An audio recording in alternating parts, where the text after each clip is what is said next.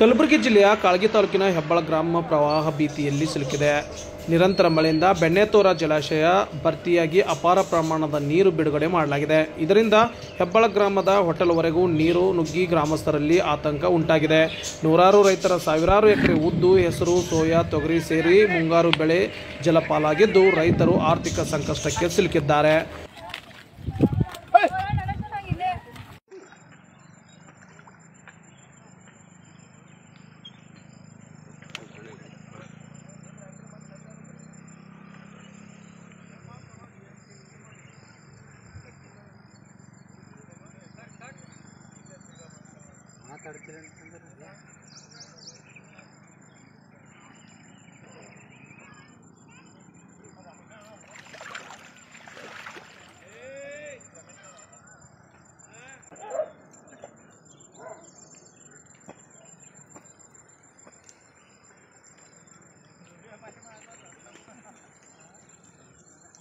harga barang ada memang timbal mata.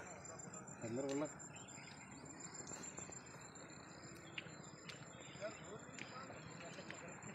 Ada gerak.